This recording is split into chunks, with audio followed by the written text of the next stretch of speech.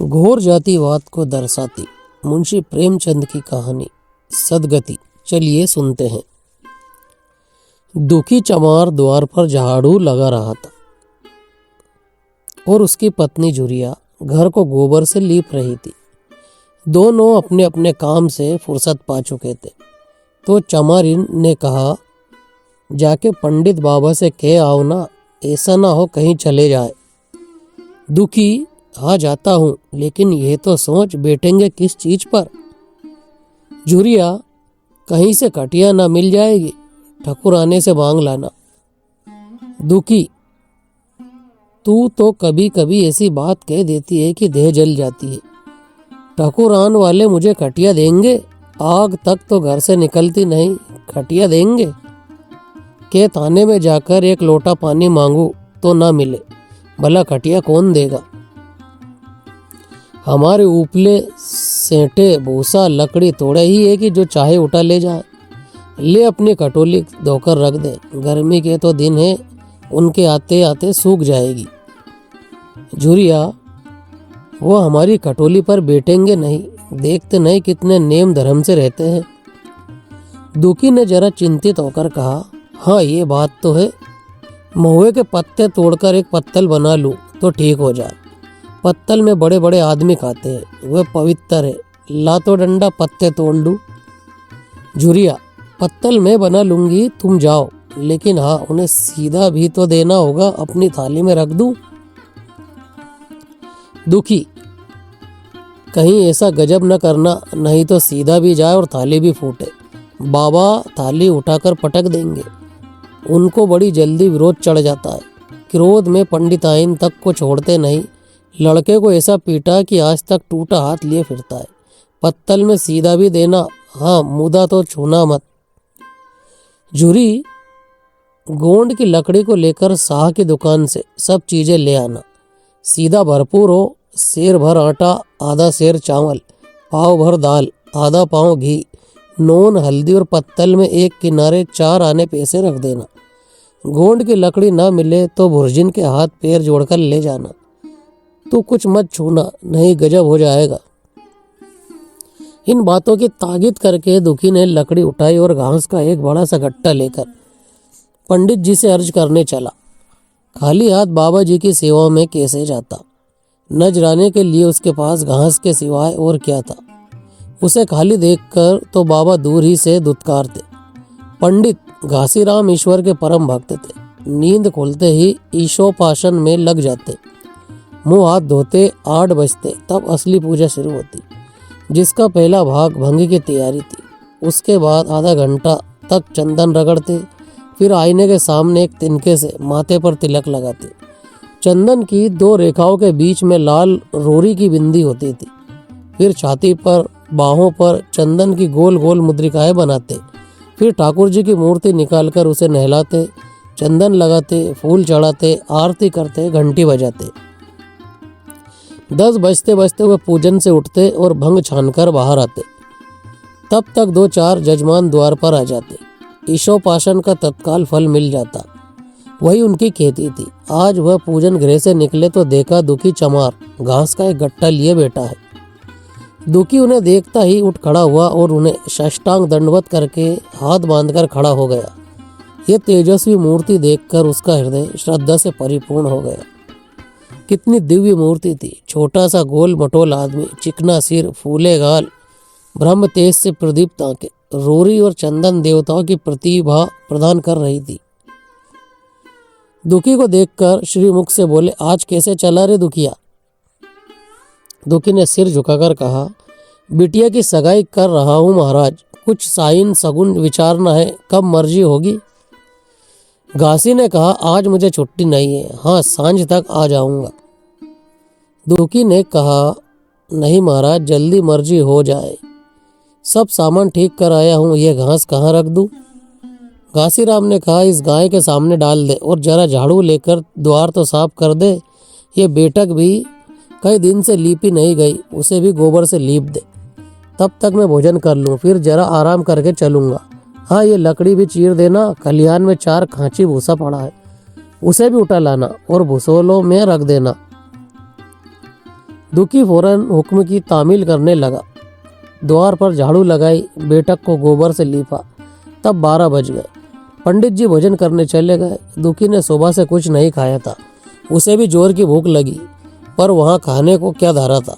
घर यहाँ से मील भर था। वहाँ खाने चला जाए तो पंडित जी बिगड़ जाए। बेचारे ने भूख दबाई और लकड़ी फाड़ने लगा। लकड़ी की मोटी सी गांठ थी जिस पर पहले कितने ही भक्तों ने अपना जोर आजमा लिया था। वह उसी दमखम के साथ लोहे से लोहा लेने के लिए तैयार थी। दुखी घास छीलकर बाजार ले जाता था। लकड़ी चीरने का उसे अभ्यास न था। घास उसके खुरपे के सामने सिर झुका देती थी। यहाँ कस कसकर कुल्हाड़ी का भरपूर हाथ लगा था, पर उस गांठ पर निशान तक न पड़ता था। कुल्हाड़ी उचट जाती। पसीने में तर था, हाँफता था, थककर बैठ जाता था, फिर उठता था। हाथ उठाए न उठते थे, पांव कांप रहे थे, कमर न सीधी होती थी। आंखों तले अंधेरा हो रहा था, सिर में चक्कर आ रहे थे, तितलियां उड़ रही थी, फिर भी अपना काम किए जाता था। अगर एक चिलम तंबाकू पीने को मिल जाती तो शायद कुछ ताकत आती। उसने सोचा, यहाँ चिलम और तंबाकू कहाँ मिलेगी। ब्राह्मणों का पूरा है। ब्राह्मण लोग हम नीच जातों की तरह तंबाकू थोड़े ही पीते। सहसा उसे याद आया कि गांव में एक गोंड भी रहता है, उसके यहाँ जरूर चिलम तंबाकू होगी। तुरंत उसके घर दौड़ा। खैर मेहनत सफल हुई। उसने तंबाकू भी दी और चिलम भी दी, पर आग वहाँ न थी। दुखी ने कहा, आग की चिंता न करो भाई, मैं जाता हूँ। पंडित जी के घर से आग मांग लूँगा, वहाँ तो अभी रसोई बन रही थी। ये कहता हुआ वह दोनों चीज़ें लेकर चला आया और पंडित जी के घर में बरोटे के द्वार पर खड़ा होकर बोला, मालिक, रची की आग मिल जाए तो चिलम पी ले। पंडित जी भोजन कर रहे थे। पंडिताइन ने पूछा, ये कौन आदमी आग मांग रहा है? पंडित, अरे वही ससुरा दुखिया चमार है। कहा, ये थोड़ी सी लकड़ी चीर दे, आग तो है, दे दो। पंडिताइन ने भवें चढ़ाकर कहा, तुम्हें तो जैसे पोथी पत्रों के फेर में धर्म कर्म किसी बात की सुधी ही नहीं रही। चमार हो, धोबी हो, पासी हो, मुंह उठाए घर में चले आए। हिंदू का घर ना हुआ कोई सराय हुई। कह दो दाढ़ी जार से चला जाए, नहीं तो इस लुआटे से मुंह झुलस दूंगी। आग मांगने चले हैं। पंडित जी ने उन्हें समझाकर कहा, भीतर आ गया तो क्या हुआ, तुम्हारी कोई चीज तो नहीं छुई। धरती पवित्र है, जरा सी आग दे, क्यों नहीं देती? काम तो हमारा ही कर रहा है। कोई लोनिया यही लकड़ी फाड़ता तो कम से कम 4 आने लेता। पंडिताइन ने गरज कर कहा, वह घर में आया क्यों? पंडित ने हार कर कहा, ससुरे का अभाग था और क्या। पंडिताइन, अच्छा, इस वक्त तो आग दिए देती हूँ, लेकिन फिर जो इस तरह घर में आएगा तो उसका मुंह ही जला दूंगी। दुखी के कानों में इन बातों की भनक पड़ रही थी। पछता रहा था, नाहक आया। सच तो कहती है, पंडित के घर में चमार कैसे चला है? बड़े पवित्र होते हैं ये लोग, तभी तो संसार पूछता है, तभी तो इतना मान है। भर चमार थोड़े ही है, इसी गांव में बूढ़ा हो गया, मगर मुझे इतनी अकल भी ना आई। इसीलिए जब पंडिताइन आग लेकर निकली तो वह मानो स्वर्ग का वरदान पा गया। दोनों हाथ जोड़कर जमीन पर माथा टेकता हुआ बोला, पंडिताइन माता, मुझसे बड़ी भूल हुई कि घर में चला आया। चमार की अकल ही तो ठहरी, इतने मूर्ख ना होते तो लात क्यों खाते। पंडिताइन चिमटे से पकड़कर आग लाई थी। 5 हाथ की दूरी से घूंघट की आड़ से दुखी की तरफ आग फेंकी। आग की बड़ी सी चिंगारी दुखी के सिर पर पड़ गई। जल्दी से पीछे हटकर सिर के झोंटे देने लगा। उसने मन में कहा, ये एक पवित्र ब्राह्मण के घर को अपवित्र करने का फल है। भगवान ने कितनी जल्दी फल दे दिया। इसी से तो संसार पंडितों से डरता है और सबके रुपये मारे जाते हैं। ब्राह्मण के रुपये भला कोई मार तो ले, घर भर का सत्यानाश हो जाए। पांव गल गल कर गिरने लगे। बाहर आकर उसने चिलम पी और फिर कुल्हाड़ी लेकर जुट गया। खट खट की आवाज़ें आने लगी। उस पर आग पड़ गई तो पंडिताइन को उस पर कुछ दया आ गई। पंडित जी भोजन करके उठे तो बोली, इस चमरवा को भी कुछ खाने को दे दो, बेचारा कब से काम कर रहा है, भूखा होगा। पंडित जी ने इस प्रस्ताव को व्यावहारिक क्षेत्र से दूर समझकर पूछा, रोटियां है? पंडिताइन, 2-4 बज जाएंगी। पंडित, 2-4 रोटियों में क्या होगा, चमार है, कम से कम शेर भर चढ़ा जाएगा। पंडिताइन कानों पर हाथ रखकर बोली, अरे बाप रे, शेर भर तो फिर रहने दो। पंडित जी ने शेर बनकर कहा, कुछ भूसी चोकर हो तो आटे में मिलाकर 2 ठो लिट्टा ठोंक दो, साले का पेट भर जाएगा। पतली रोटियों से इन नीचों का पेट नहीं भरता, इन्हें तो ज्वार का लिट्टा चाहिए। पंडित ताइन ने कहा, अब जाने भी दो, धूप में कौन मरे। दुखी ने चिलम पीकर फिर कुल्हाड़ी संभाली। दम लेने से जरा हाथों में ताकत आ गई थी। कोई आधा घंटे तक फिर कुल्हाड़ी चलाता रहा, फिर बेदम होकर वही सिर पकड़ के बैठ गया। इतने में वहीं गोड़ आ गया। बोला, क्यों जान देते हो बूढ़े दादा, तुम्हारे फाड़े ये गांठ न फटेगी, नाहक हलाकान होते हो। दुखी ने माथे का पसीना पोंछ कर कहा, अभी गाड़ी भर भूसा ढोना है भाई। गोंड, कुछ खाने को मिला कि काम ही करना जानते हो, जाके मांगते क्यों नहीं। दुखी, कैसे बात करते हो चुकुरी, ब्राह्मण की रोटी हमको पचेगी। गोंड ने कहा, पचने को पच जाएगी, पहले मिले तो पूछो। हाँ ये तो सही है। मूंछों पर ताव देकर भोजन किया और आराम से सोए। तुम्हें लकड़ी फाड़ने का हुक्म लगा दिया। जमींदार भी कुछ खाने को देता है, हाकिम भी बेगार लेता है तो थोड़ी बहुत मजूरी देता है। ये उनसे भी बढ़ गए, उस पर धर्मात्मा बनते हैं। दुखी, धीरे धीरे बोलो भाई, कहीं सुन ले तो आफत आ जाए। ये कहकर दुखी फिर संभल पड़ा और कुल्हाड़ी की चोट मारने लगा। चिकुरी को उस पर दया आई, आकर कुल्हाड़ी उसके हाथ से छीन ली और कोई आधा घंटे खूब कस कसकर कुल्हाड़ी चलाई, पर गांठ में एक दरार भी ना पड़ी। तब उसने कुल्हाड़ी फेंक दी और ये कहकर चला गया, तुम्हारे फाड़े ये न फटेगी, जान भले निकल जाए। दुखी सोचने लगा, बाबा ने ये गांठ कहाँ रख छोड़ी थी कि फाड़े नहीं फटती, कहीं दरार तक तो नहीं पड़ती। मैं कब तक इसे चीरता रहूंगा। अभी घर पर 100 काम पड़े हैं, कार परोजन का घर, एक न एक चीज घटी ही रहती है, पर इन्हें इसकी क्या चिंता। चलूं, जब तक भूसा ही उठा लाऊं। कह दूंगा, बाबा आज तो लकड़ी नहीं फटी, कल आकर फाड़ दूंगा। उसने झोवा उठाया और भूसा ढोने लगा। खलिहान यहाँ से 2 फरलांग से कम न था। अगर झोवा खूब भर भर कर लाता तो काम जल्द खत्म हो जाता। फिर झोवे को उठाता कौन, अकेले भरा हुआ झोवा उससे न उठ सकता था, इसलिए थोड़ा थोड़ा लाता था। 4 बजे कहीं भूसा खत्म हुआ। पंडित जी की नींद भी खुली। मुंह हाथ धोया, पान खाया और बाहर निकले। देखा तो दुखी झोवा सिर पर रखे सो रहा है। जोर से बोले, अरे दुखिया, तू सो रहा है? लकड़ी तो अभी जो की त्यों पड़ी हुई है। इतनी देर तो करता क्या रहा? मुट्ठी भर भूसा ढोने में संजा कर दी, उस पर सो रहा है। उठा ले कुल्हाड़ी और लकड़ी फाड़ डाल। तुझसे जरा सी लकड़ी नहीं फटती, फिर शायद भी वैसी ही निकलेगी। मुझे दोष मत देना। इसी से कहा है कि नीच के घर में खाने को हुआ और उसकी आंख बदली।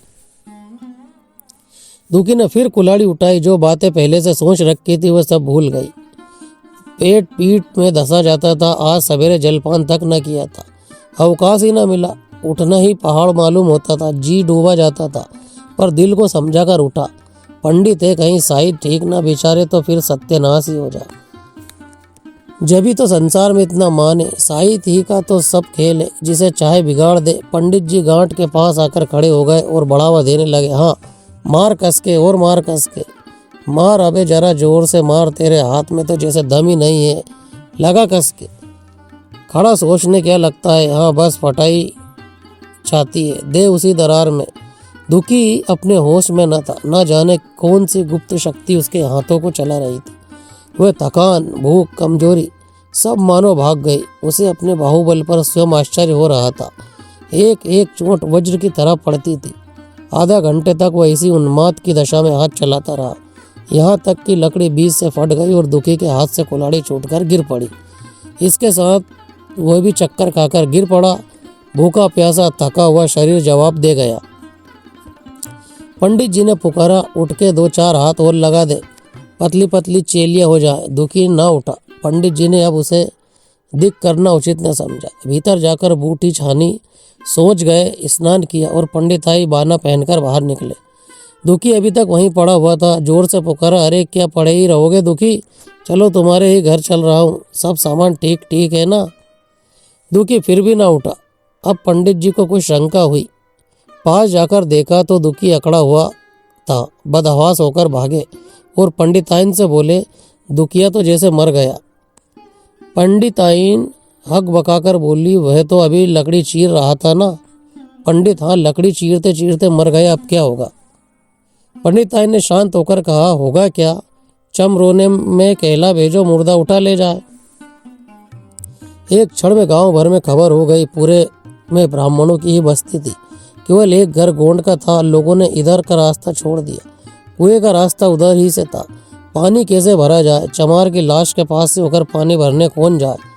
एक बुढ़िया ने पंडित जी से कहा, अब मुर्दा फेंकवाते क्यों नहीं, कोई गांव में पानी पिएगा या नहीं। इधर गोंड ने चमरोने में जाकर सबसे कह दिया, खबरदार मुर्दा उठाने मत जाना, अभी पुलिस की तहकीकात होगी। दिल लगी है कि एक गरीब की जान ले ली। पंडित जी होंगे तो अपने घर के होंगे, लाश उठाओगे तो तुम भी पकड़े जाओगे। इसके बाद ही पंडित जी पहुंचे, पर चमरोने का कोई आदमी लाश उठाने को तैयार न हुआ। हाँ, दुखी की स्त्री और कन्या दोनों हाय हाय करती वहां चली और पंडित जी के द्वार पर आकर सिर पीट पीट कर रोने लगी। उनके साथ 10-5 और चमारिनें थी, कोई रोती थी कोई समझाती थी, पर चमार एक भी न था। पंडित जी ने चमारों को बहुत धमकाया, समझाया, मिन्नत की, पर चमारों के दिल पर पुलिस का रौब छाया हुआ था, एक भी न मिनका। आखिर निराश होकर लौट आए। आधी रात तक रोना पीटना जारी रहा। देवताओं का सोना मुश्किल हो गया, पर लाश उठाने कोई चमार न आया। और ब्राह्मण चमार की लाश कैसे उठाते, भला ऐसा किसी शास्त्र पुराण में लिखा है, कहीं कोई दिखा दे। पंडिताइन ने झुंझलाकर कहा, इन डाइनों ने तो खोपड़ी चाट डाली, सभी का गला भी नहीं पकता। पंडित ने कहा, रोने दो चुड़ैलों को, कब तक रोएंगी। जीता था तो कोई बात ना पूछता था, मर गया तो कोलाहल मचाने के लिए सबके सब आ पहुंची। पंडिताइन, चमार का रोना मनुष्य है। पंडित, हाँ बहुत मनुष्य। पंडिताइन, अभी से दुर्गंध उठने लगी। पंडित, चमार था ससुरा की नहीं, सास असाथ किसी का विचार है इन सबों को। पंडिताइन ने कहा, इन सबों को घिन भी नहीं लगती। पंडित, भ्रष्ट है सब। रात तो किसी तरह कटी, मगर सवेरे भी कोई चमार न आया। चमारी ने भी रो रो पीट कर चली गई। दुर्गंध कुछ कुछ फैलने लगी। पंडित जी ने एक रस्सी निकाली, उसका फंदा बनाकर मुर्दे के पैर में डाला और फंदे को खींचकर कस दिया। अभी कुछ कुछ धुंधलका था। पंडित जी ने रस्सी पकड़कर लाश को घसीटना शुरू किया और गांव के बाहर घसीट ले गए। वहां से आकर तुरंत स्नान किया, दुर्गा पाठ पढ़ा और घर में गंगा जल छिड़का। उधर दुखी की लाश को खेत में गीदड़ और गिद्ध, कुत्ते और कौवे नोच रहे थे। यही जीवन पर्यंत की भक्ति, सेवा और निष्ठा का पुरस्कार था। मित्रों, कहानी यही समाप्त होती है। बड़ी मार्मिक और संवेदनशील कहानी मुंशी प्रेमचंद ने लिखी है, जिसमें उस समय के यथार्थ सामाजिक और जातिवादी चित्रण अपने इस लेख में उन्होंने दिखाया है कि एक व्यक्ति जो अपने पूरे ईमानदारी से अपना काम करता है, मगर उसके साथ कोई मानवता का व्यवहार इन पंडित जी की तरफ से नहीं किया गया और अंततः वो स्वर्ग सिधार जाता है। उसके बावजूद भी उसके साथ मानवता का व्यवहार नहीं होता है। कहानी बड़ी मार्मिक और दुखी कर देने वाली कहानी है। यदि आपको पसंद आए तो इसे लाइक कीजिए और मित्रों में शेयर जरूर कीजिए। चैनल की अन्य कहानियाँ सुनने के लिए आप चैनल को सब्सक्राइब कर लीजिए। धन्यवाद।